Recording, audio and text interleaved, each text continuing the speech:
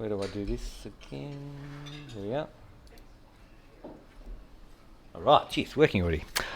Okay, so basically what we've been doing since September of last year is looking back 50 years and having a monthly update on what's been happening. So we've called the series Footsteps to the Moon, the Countdown to Apollo 11. I found this diagram online. I thought that was really cool, the F1 engine. So if you need to build one, this is a good place to start. And just this is a nice little graphic, just showing you the basically the physical sort of contortions that the guys had to do to get in and out of the lunar module. It's not a huge amount of space, and that hatch was barely big enough to get them through. And you probably hear during the commentary of them getting in and out, arch your back, twist your arm, whatever, to get through. So I don't think they had too much space for you on the surface because they mightn't have got back in. All right, so just once again, monthly update progress reports on Apollo 11, which we did on a monthly basis. We're summarising it we started in September, because in September of 68, they hadn't flown a manned Apollo spacecraft. And here they are, in July of the next year, they've done the moon landing. So it was a pretty incredible series of accomplishments and missions back to back.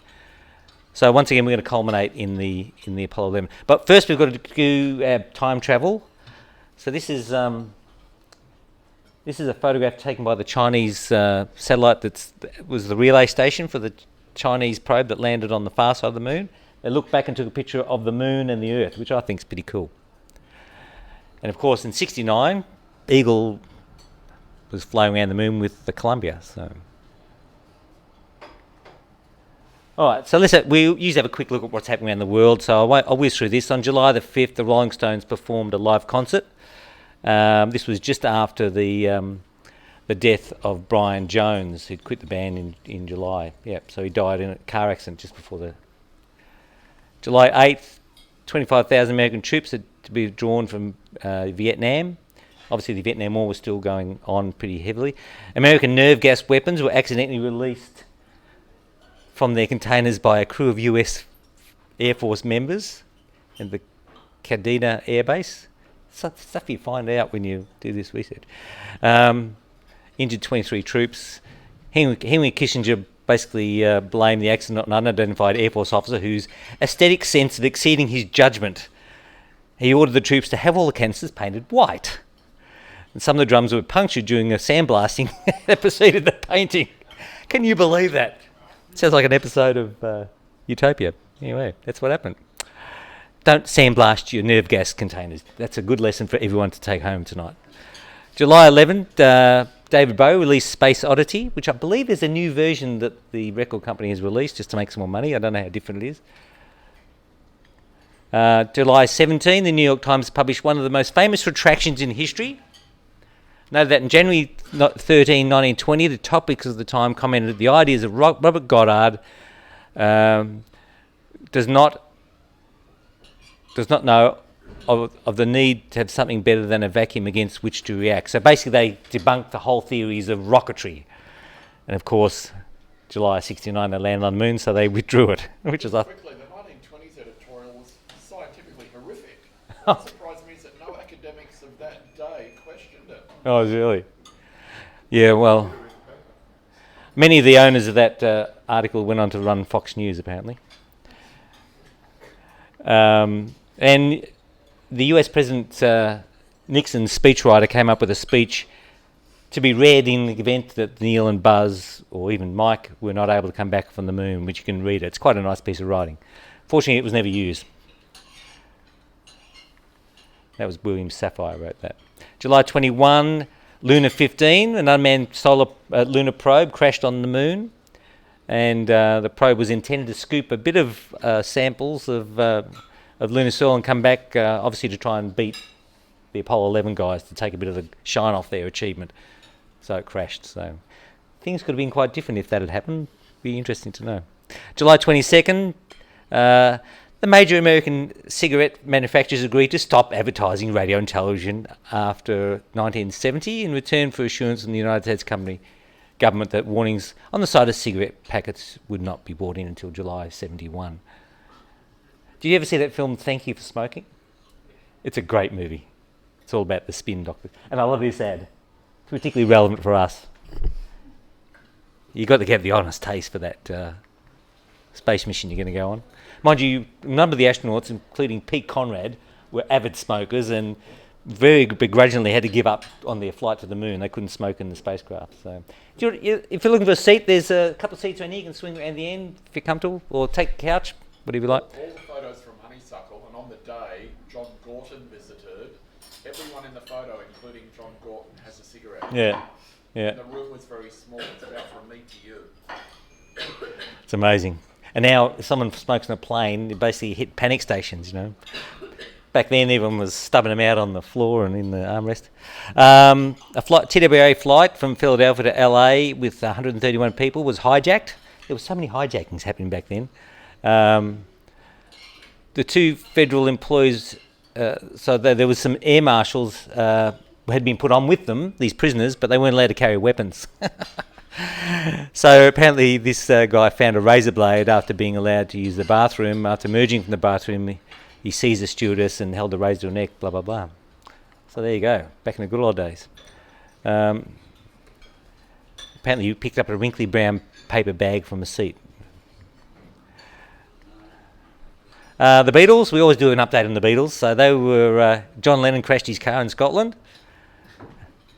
He wasn't a particularly good driver and he could barely see, apparently. He was a hopeless driver. And the boys were recording songs for Abbey Road album. All right, let's look at space. Apollo. The Apollo 12 spacecraft arrived at the VAB on the 1st of July. And then it was lowered, started stacking. They did the stacking on the same day, like this thing was cranking along. Top 10, Hair was at the top of the... Ballad of John Yoko with the Old Brown Shoe was on second, etc. Oh, what else was there? The Real Thing was Russell Morris. I think I've still got that single at home somewhere.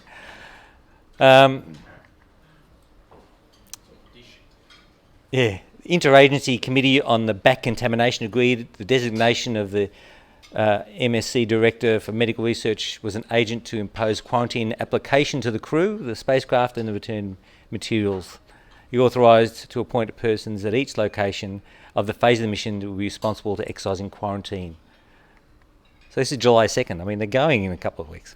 Anyway, Apollo astronaut itching due to insulation in the command module. Apparently in Apollo 10 they had a bunch of itching that they reported, so they determined that there was some insulation in the tunnel hatch between the command module and the lunar module. The Russians the Soviets were still cranking along on July the 3rd. They had another flight, sort of a flight of the N1. After 0.25 seconds, it blew up. This is the escape rockets firing as you'd want them to do, but the rest of the thing was a total disaster. So many said that was the end of the even slight hope they had of beating the US to the moon in Apollo 11. July the 6th, the boys participated in a pre-flight press conference.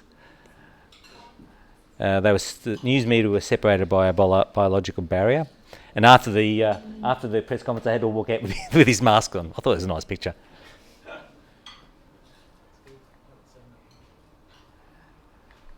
And once again, things were happening really late.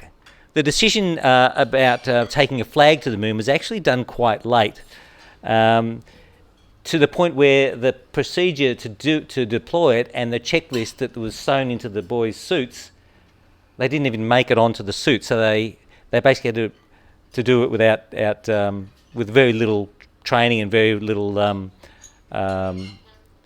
preparation on it. Oh, here we go. Is it going? Is it gone? Is it gone? Is it off the pad or what?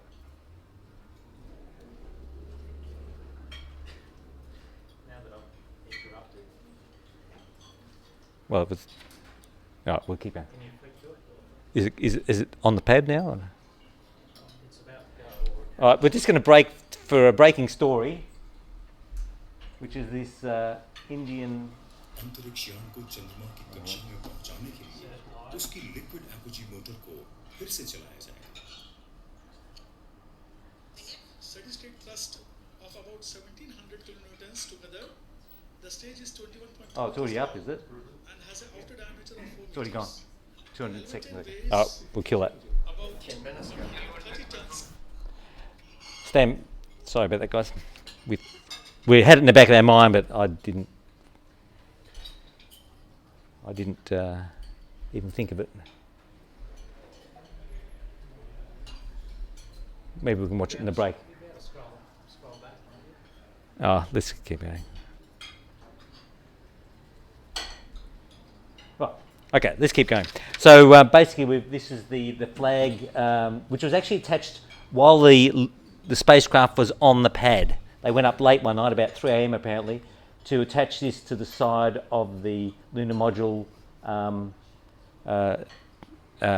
ladder, as well as attaching the plaque as well. So this is the contraption here. This is how it works. And breaking news: there was no wind on the moon, so they had to put a rod up the top to hold it sideways. That's you can tell things about. You can sort waving around here. Well, physics. It's all about physics. Apparently, they went out to a bunch of different stores and bought half a dozen different flags, and just selected one. They didn't want anyone to take the credit of being the flag on the moon. So apparently, they bought one from Sears and other places. So, yeah, interesting. So July 9, Buzz was in a training aircraft flying different kind of parabola. They often use these aircraft for zero-G training, so obviously they configured the parabola to have the 16G, which we'd have on the moon there. So I think they were probably practicing getting out through the hatch and going down the ladder, etc., in the 16 gravity environment. So here's the... Oh, okay, there we go. This is the plaque that was created for the mission, and this is the area that was going to be attached on the lunar module. Once again, inside the what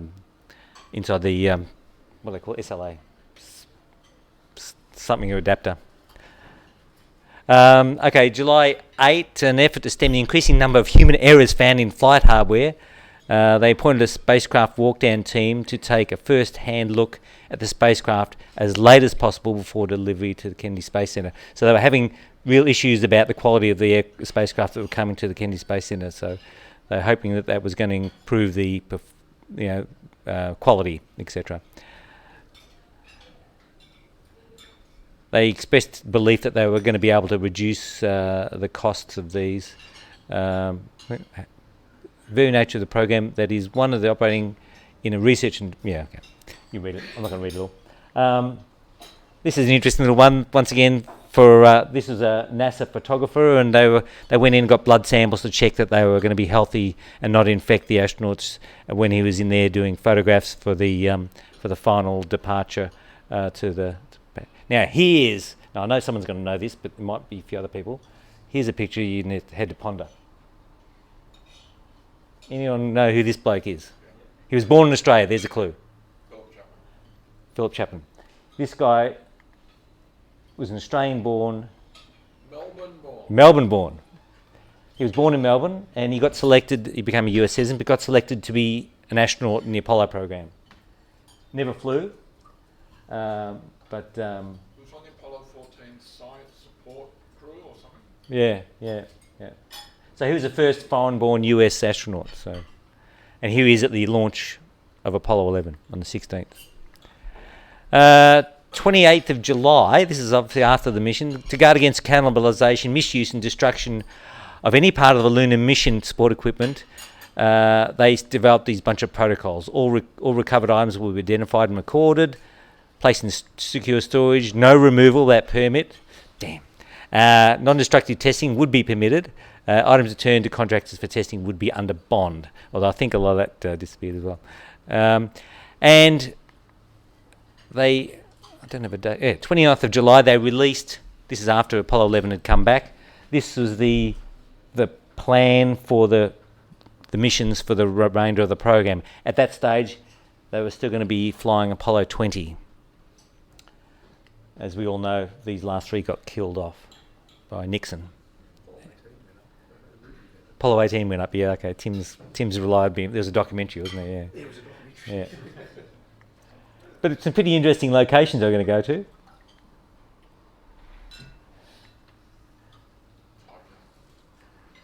All right, how am I doing on time, by the way? I think I'm doing pretty well, aren't I? 22 minutes past. Oh, beautiful. All right, so this, I think, is a beautiful photograph. This is taken by Buzz looking up at the lunar module with the Earth in the background and in the sky. So I thought it was really nice. So we have to now travel back to 2019, everybody. So this is our 1969 newsreader. And now we're back in 2019. How we've fallen. And that is the end of the series. Now I know these are Gemini for you purists out there, but I couldn't resist using their. These are the guys that used these on the last Gemini mission, but I couldn't resist using it. So this was part 11, appropriately Apollo 11. So I didn't plan that, but it worked out that way. All the episodes are on our YouTube channel, so you can watch the whole lot. Each of them goes for about a half an hour, and our YouTube channel kind of looks a bit like this. So we've got bunches of features. We've got it's in a playlist here. There's a playlist there for that.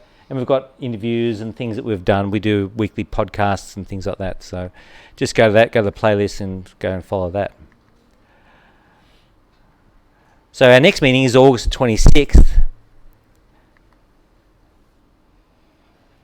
Maybe this thing will be flying. They did a drop test in this. It's not powered. Angela, where's Angela? They'll give us an update on that soon, I think.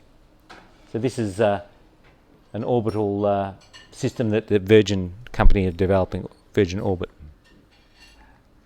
Okay, so probably don't have time to play all of this, but I figured we've probably all seen the Saturn V going up, Neil and Buzz walking on the moon, all that sort of stuff. It's been a big, big week.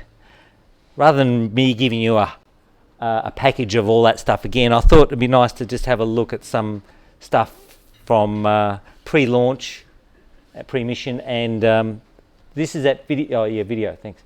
And a little bit post-launch and recovery. As I say, we mightn't have time to go for it all. Torian of the Swedish Broadcasting. In the lighter way here, you're now taking the trip of all trips of mankind. Can I ask each one of you, which place would you like to go to for a vacation when you come back to Earth? Well, I think that the situation being what it is now, the place I would most like to go immediately is the linear receiving laboratory. If I'm able to go there, we will have succeeded. We'll now hear from Neil Armstrong. After a decade of planning and hard work, we're willing and ready to attempt to achieve our national goal. This is possible because very many Americans across the nation have dedicated themselves to quality, craftsmanship, and ingenuity.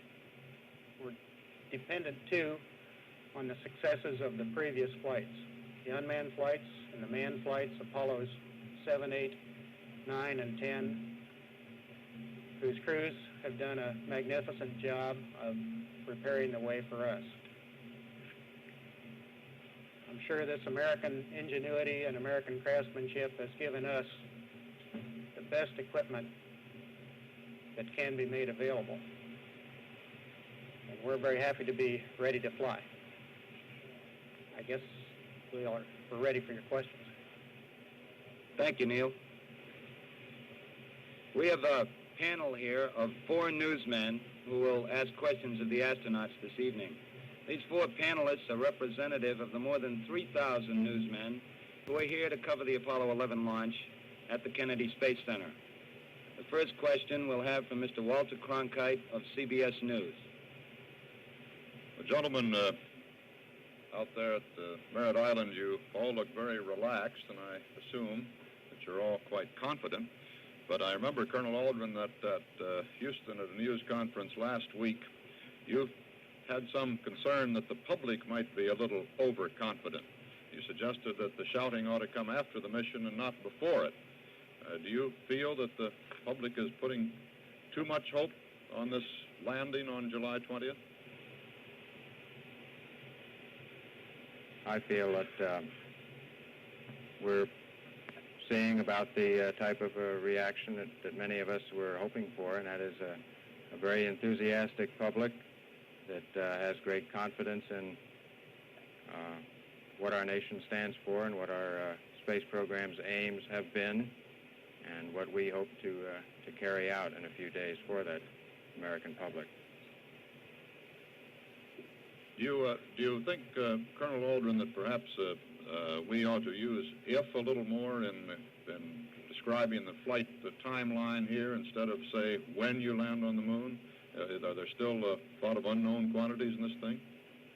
Oh, I don't believe so, Walter. I think we're quite able to use the term when. We certainly are thinking positively. We've been thinking positively over the past many years in preparing for this flight, and of course in the last several months, everything that we've been doing has been very positive in its nature. And no, I think we're quite well suited to say when we land, not if. Next question from Mr. Al Rossiter, Jr. of United Press International.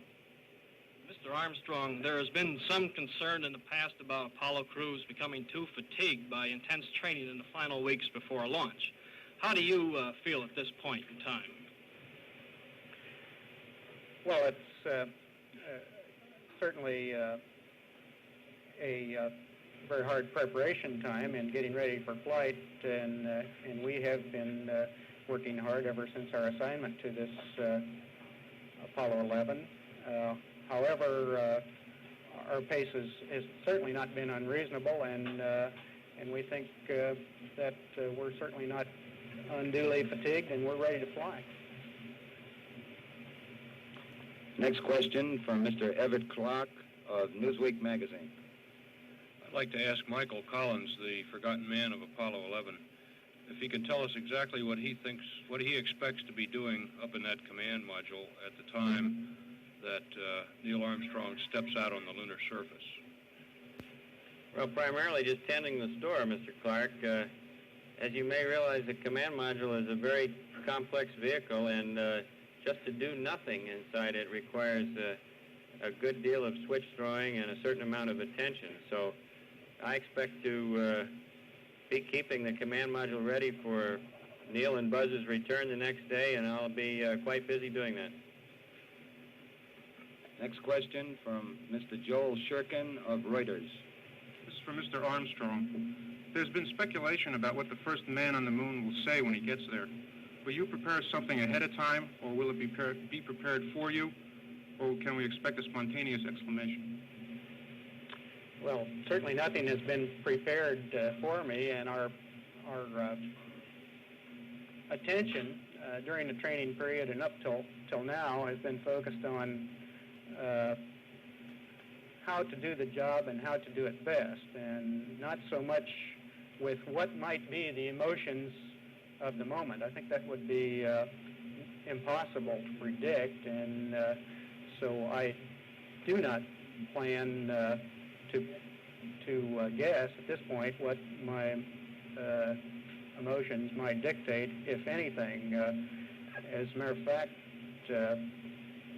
I think perhaps the highlight for those of us in the LEM will probably be a successful touchdown. I really look forward to that the most this time. Mr. Cronkite? Neil Armstrong, I'd like to explore that a little further. I'm sure that, oh boy, will be an understandable reaction when you put down there, but the world probably is expecting a little something more than that. Magazines have done articles about it, and there's great speculation. You must have had thousands upon thousands of suggestions, and some of them from some pretty high places, haven't you? Well, we certainly have had a large amount of mail from very interested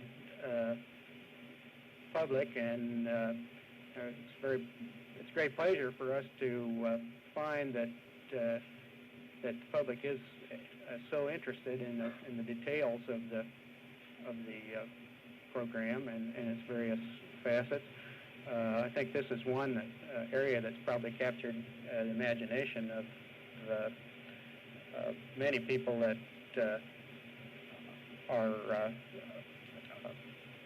better prepared to look at this sort of subject than we are, but we really haven't had the time or opportunity to give those suggestions the attention they're due. Haven't the public relations people suggested anything to you, Neil? No, they haven't. Okay. Mr. Rossiter? Colonel Aldrin, would you be satisfied if... I want you to know that I think I'm the luckiest man in the world. And I say this not only because I have the honor to be President of the United States, but particularly because I have the privilege of speaking for so many and welcoming you back to Earth.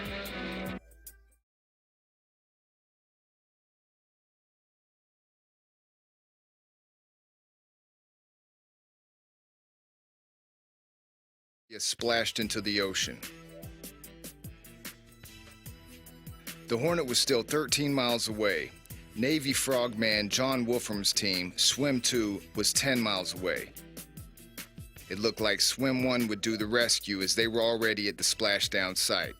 However, the huge waves turned the Columbia capsule upside down. It took several minutes for the airbags to upright the module. This gave Swim 2, the designated rescue team, time to reach the capsule.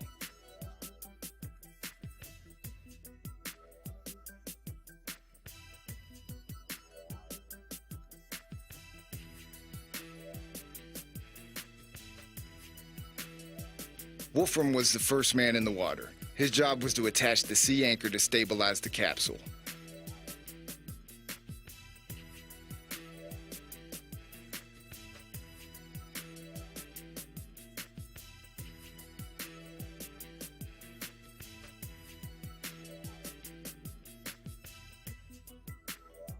Once completed, he signaled Wes Chesser and Mike Mallory.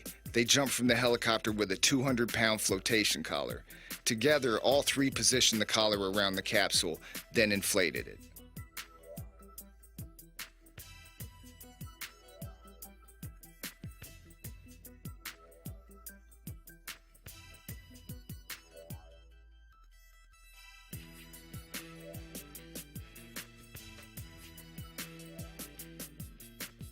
The first raft was dropped into the water and inflated.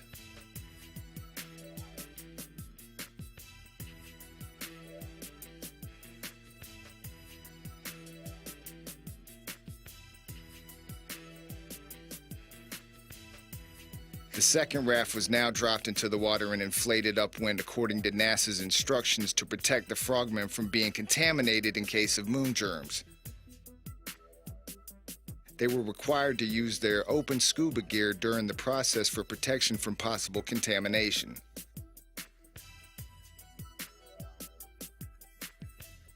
Clancy Hadelberg then jumped into the water and climbed into the second raft.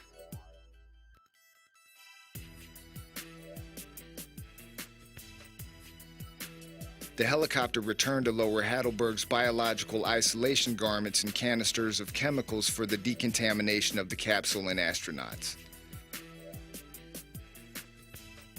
Every precaution was taken to protect the outside world of any possibility of moon germs.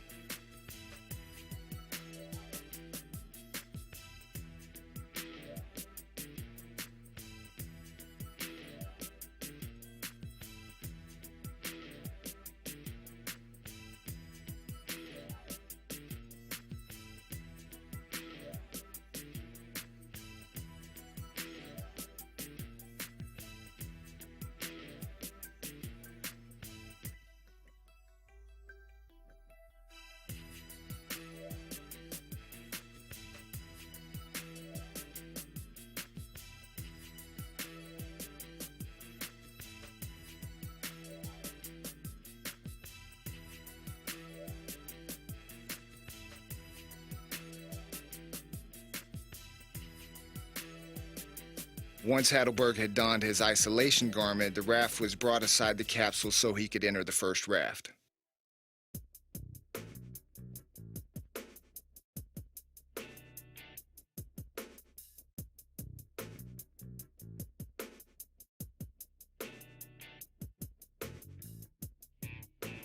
Wolfram, Chesser, and Mallory then went back to their upwind location in the second raft while Heidelberg gave the astronauts their isolation garments to put on.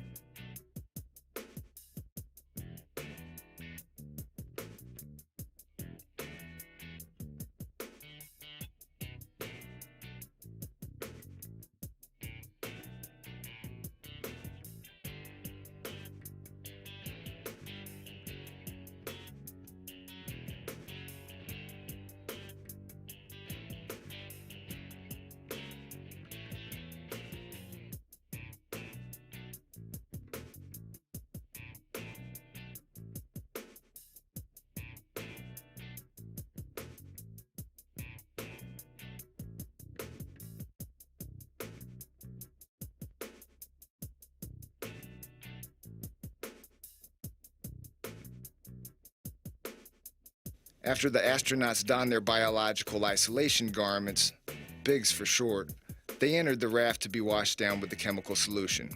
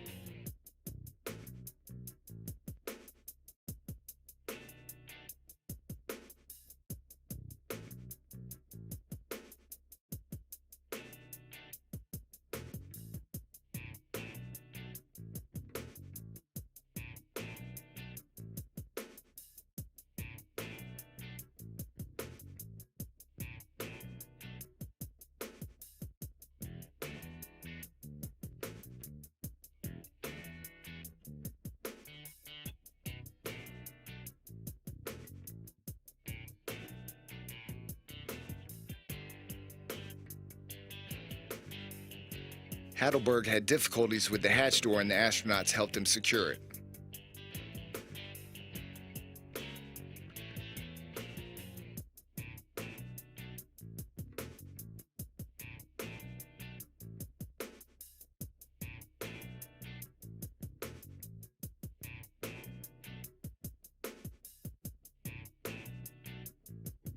Once closed, Heidelberg sprayed down the space module with his chemical solution.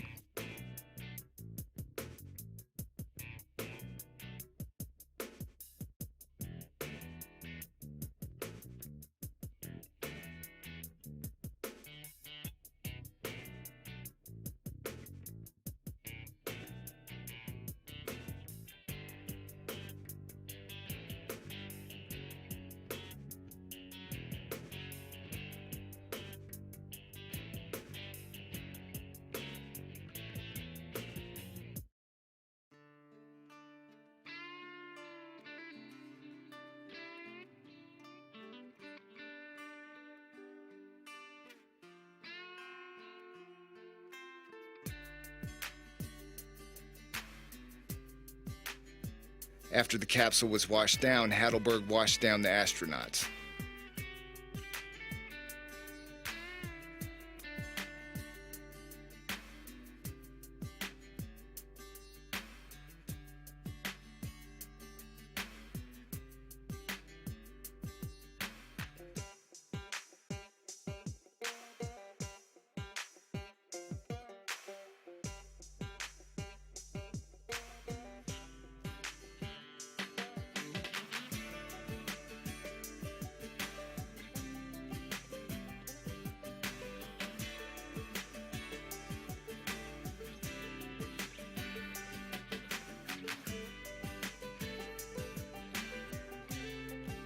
Helicopter 66 prior to the Apollo 11 mission also picked up Apollo 8 and Apollo 10 astronauts and later made Apollo 12 and 13 recoveries as well.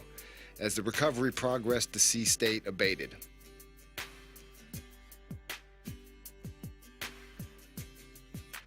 Helicopter number 66 appeared above the capsule for extraction of the 3 astronauts, one by one, using a Billy Pugh net, named for the man who designed it.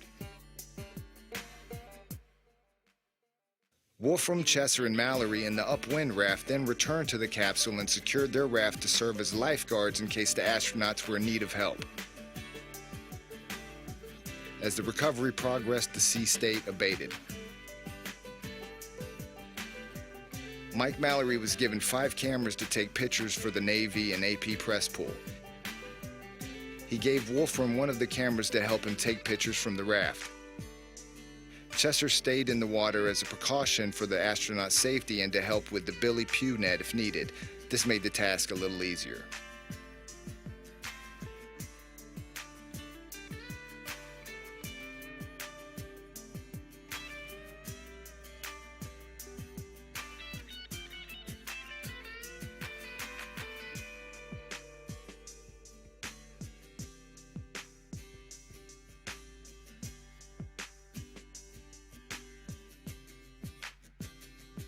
The Apollo 11 command module had traveled 952,700 miles in 8 days, 3 hours and 19 minutes, and landed just 10 seconds behind the flight plan time within 1 mile of its target point.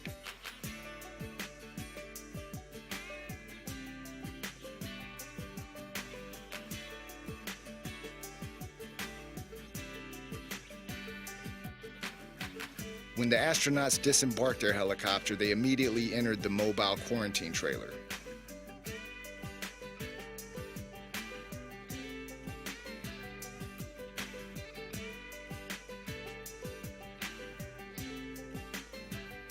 President Nixon soon arrived to greet them. President Nixon waving to the astronauts. The curtains have been drawn. And there they are in the rear window. The President signaling for applause from the crowd. Astronauts gather in the window.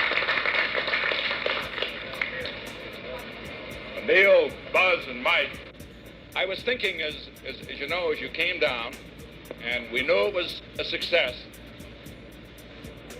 and it had only been 8 days, that this is the greatest week in the history of the world since the creation. Frank Borman says you're a little younger by reason of having going into space. Is that right? Do you feel that way, a little younger? We're a lot younger than Frank Borman. There he is over there.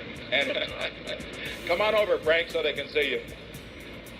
They take that lying down. Are they young? It looks like he has aged in the last couple of weeks. Come on, Frank. Mr. President, the one thing I wanted, we have a poet in Mike Collins, and he really gave me a hard time for describing your words of fantastic and beautiful. And I counted them, in 3 minutes up there, you used 4 fantastics and 2 beautifuls. May our country, afire with inventive leadership and backed by a committed followership, blaze new trails into all areas of human cares. See our enthusiasm and bless our joy with dedicated purpose toward the many needs at hand. In the name of our Lord, amen. Amen.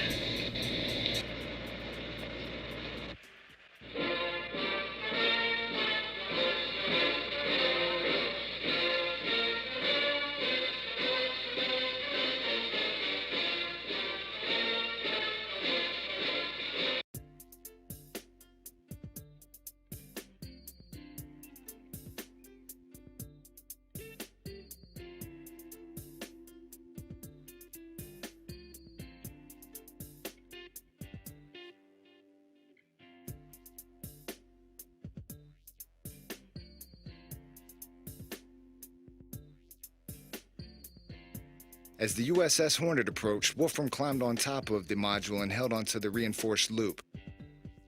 He made a 1960s hippie-like fashion statement by wearing bright yellow and orange flower decals on his wetsuit.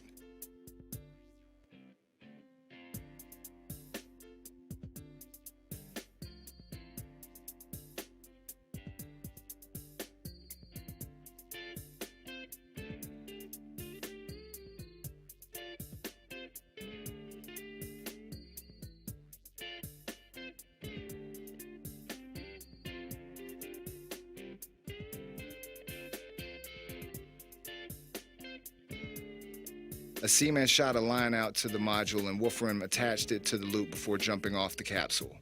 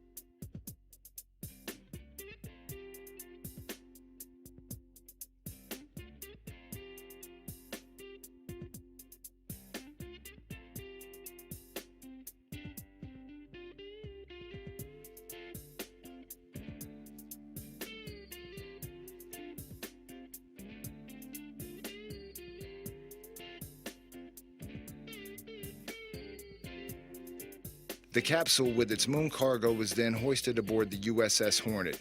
Mission accomplished.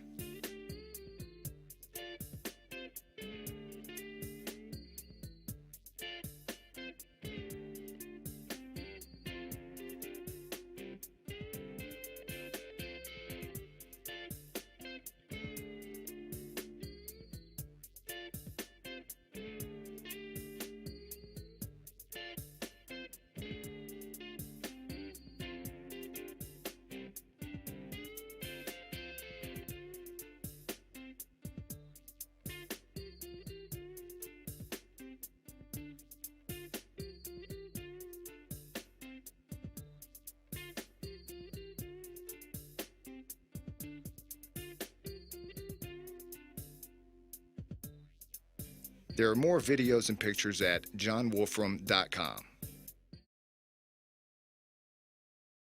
Hardcore space geeks like me, because you all sat there quietly watching that whole thing. Thank you for that. Just got a couple of minutes of the post-flight press conference with the astronauts, and then we're going to move on to our feature presentation. Only goes for a couple of minutes, I think.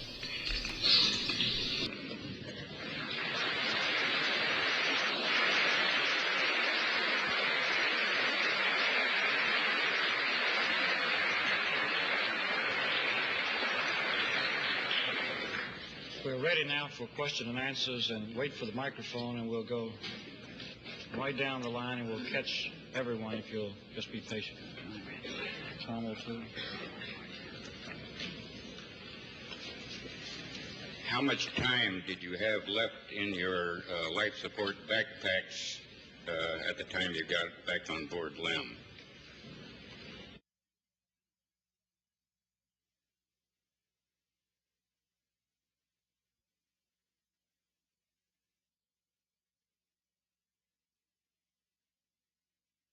Updated today, and it's just not done what it's supposed to. It keeps going. Sorry about that. I haven't seen the post-flight analysis of the numbers. We had roughly half of our available oxygen supply remaining in the backpacks, and somewhat less percentage in the water supplies, which is used for cooling. Of course, particularly on our first experience with the use of that backpack on the lunar surface, we were interested in conserving a good bit of margin in case we had difficulty with closing the hatch or repressurizing the LEM, or had any difficulties with getting the systems operating again in the normal fashion inside the cockpit. Colonel Aldrin and Mr. Armstrong, when President Nixon made his phone call to you on the moon, it looked like the two of you suddenly stopped doing everything and stood there and listened and talked to him. It looked there for a moment like you might have been a little bit aware of what was going on. You weren't busy. Was there ever a moment on the moon where either one of you were just a little bit spellbound by what was going on? About 2.5 hours.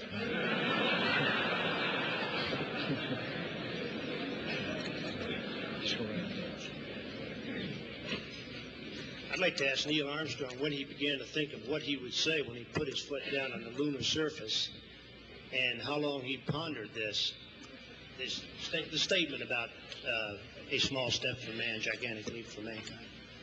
Yes, I did think about it. It was not extemporaneous, neither was it planned. It evolved during the conduct of the flight, and I decided what the words would be while we were on the lunar surface just prior to leaving the wing. I'd like to ask Neil Armstrong and Buzz Aldrin, and I'm not quite sure how to ask this question, but when you first stepped on the moon, did it strike you as you were stepping on a piece of the Earth, or sort of what your inner feelings were, whether you felt you were standing in a desert, or this was really another world, or how you felt at that point?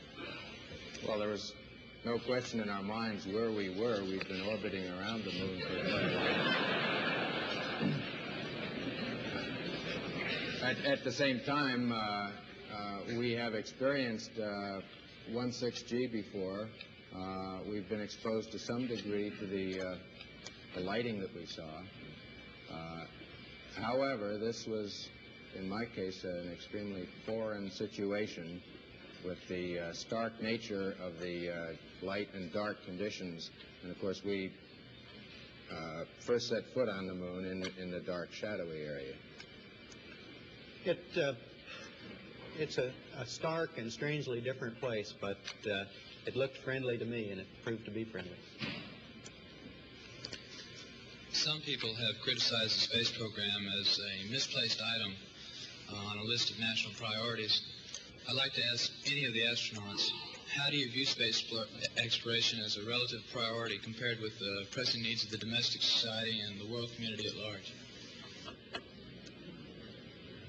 Well, of course, we all recognize that the world is continually faced with a large number of varying kinds of problems. And it's our view that all those problems have to be faced simultaneously. It's not possible to neglect any of those areas, and we certainly don't feel that it's our place to neglect space exploration. There was a lot of discussion during the flight, during the power descent portion of the flight, about the program alarms and so forth. I wondered if you all could describe your thoughts on the subject, how it went, and what advice you might have to offer the crews of Apollo 12 and subsequent flights for this portion of the mission. Well, I think we pretty well understand what caused these program alarms. It was the fact that the computer was in the process of solving the landing problem, and at the same time we had the rendezvous radar in a powered-up condition, and this tended to add an additional burden to the computer operation. Now, I don't think that either the ground people or ourselves really anticipated that this would happen. It was not a serious program alarm. It just told us that for a brief instant the computer was reaching a point of being over-programmed or having too many jobs waiting for it to do. You know, a computer continually goes through a wait list of one item after another, and this list was beginning to fill up, and the program alarm came up. Unfortunately, it came at a point when we did not want to be trying to solve these particular problems. We wanted to be able to look out the window to identify the features as they came up so that we would be able to pinpoint just where in the landing ellipse the computer was taking us. Buzz was carrying on a rapid-fire conversation with the computer at that point, but I think we really have to give the credit to the control center in this case. They were the people that really came through and helped us and said, continue, which is what we wanted to hear. Sirens and whistles come from during the trans-Earth coast. I believe ground control had asked for an explanation saying it had come from the spacecraft. Secondly, I understand although low-angle lighting caused no problem walking around, there was a problem seeing obstacles in time when traveling at high speeds. I understand this might indicate the need for a flying machine rather than a rover for a long-distance lunar surface travel. Can you explain this? We're guilty again. We sent the whistles and bells. We had a little tape recorder, which we use to record our comments during the flight. In addition, play music in the lonely hours. And we thought we'd share that with the people in the control center.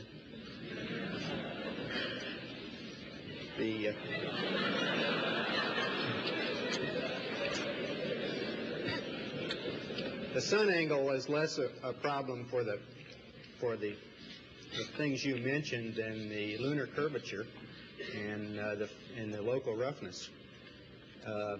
It seemed to me as though it was like swimming in an ocean with 6-foot or 8-foot swells and waves.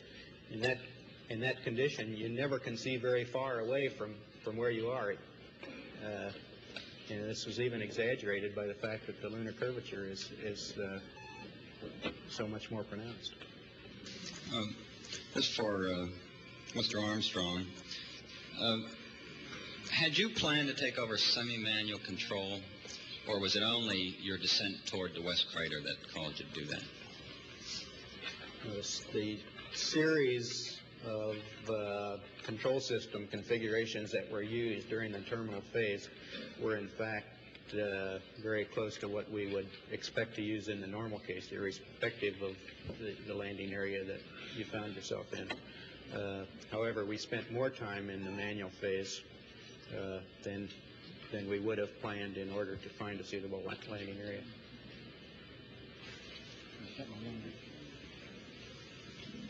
Many of us and many other people in many places have speculated on the meaning of this first landing on another body in space.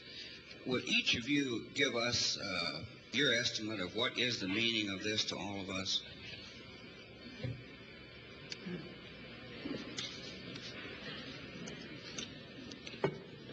You want to try that? After you. Well, I believe that what this country set out to do was something that was going to be done sooner or later, whether we set a specific goal or not. I believe that from the early space flights, we demonstrated a potential to carry out this type of a mission. And again, it was a question of time until this would be accomplished. I think the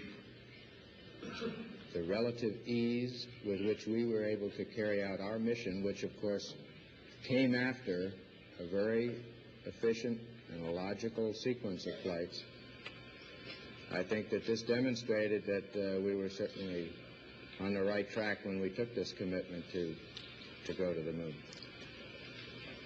I think that what this means is that many other problems perhaps can be solved in the same way by taking a commitment to solve them in a long time fashion. I think that we were timely in accepting this mission of going to the moon. It might be timely at this point to think in many other areas of other missions that could be accomplished.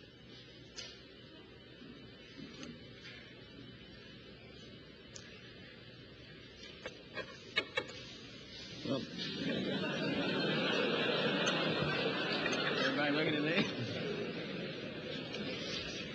Well, to me, there are near and far-term aspects to it. On the near term, I think it's a technical triumph for this country to have said what it was going to do a number of years ago, and then, by golly, do it, just like we said we were going to do it. Not just perhaps purely technical, but also a triumph for the nation's overall determination, will, economy, attention to detail, and 1,001 other factors that went into it. That's short term. I think long term, we find for the first time that man has the flexibility or the option of either walking this planet or some other planet, be it the moon or Mars or I don't know where. And I'm poorly equipped to evaluate where that may lead us to.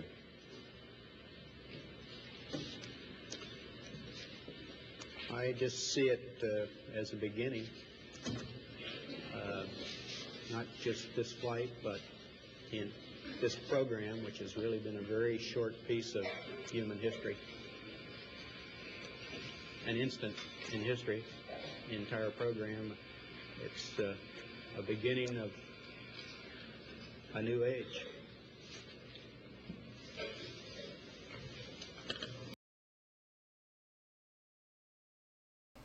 That was a post-press conference after they came out of the lunar receiving laboratory. So, and Mike's still got his moustache. All right, so that's it for me and the countdown to the moon, footsteps of the moon presentations I've been doing over these few months. Thanks for your patience in watching them. Now we're going to move to the 21st century, and I'm delighted to welcome to the podium Blake Fuller from the Melbourne Space Program, a steely-eyed rocket man right here amongst us. Something that he and his colleagues were involved with is orbiting the Earth as we speak. So Blake, you want to come up and introduce yourself, and welcome everybody. Welcome.